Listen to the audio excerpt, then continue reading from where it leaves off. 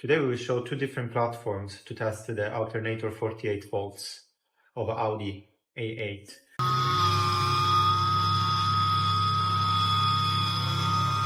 Let's make it run.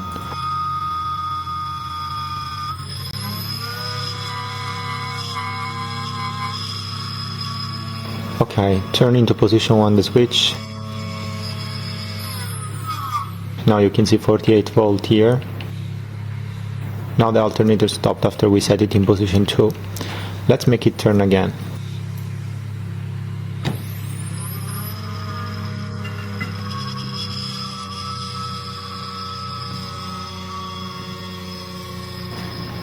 Okay, we will simulate a faulty DC-DC now. So disconnect 12 volt from the platform first.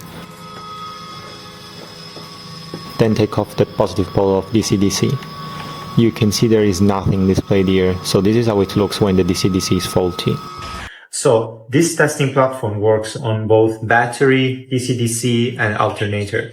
But in some cases you may want to use this other platform, this bigger one. This platform can only test alternator, so it doesn't test battery, it doesn't test DC-DC. Why you may want to have this one is because this platform can test alternator without needing to connect anything else. While the smaller platform over here requires you to connect the battery and requires you to connect the DC-DC to test everything together. So if you're only focused on repairing alternators, then this platform is much more convenient. While if you want to test the entire kit, then this one is the only option.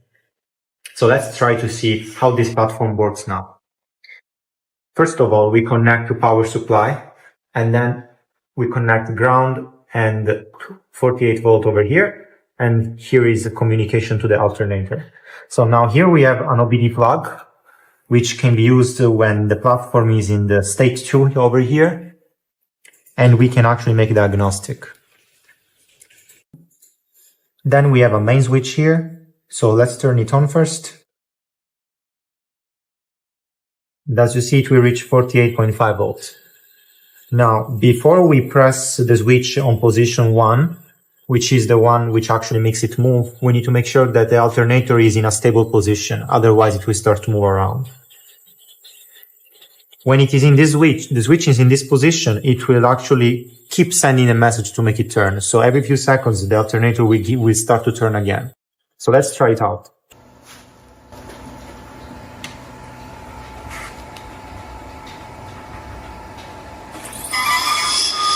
Giving one round.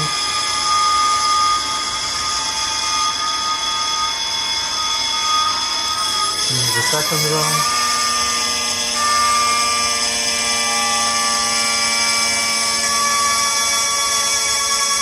And this is the third round. When we want to stop it, we can go directly to this position. And you can see here the voltage is increasing.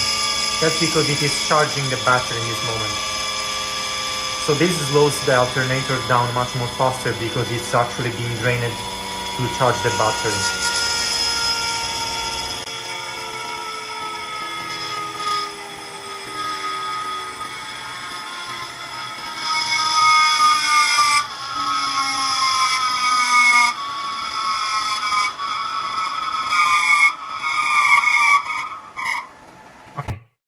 So the test is finished, the alternator looks fine, we can just put it back on the car. If when it turns, it doesn't turn this fast or it doesn't turn at all, that means the alternator has some problem.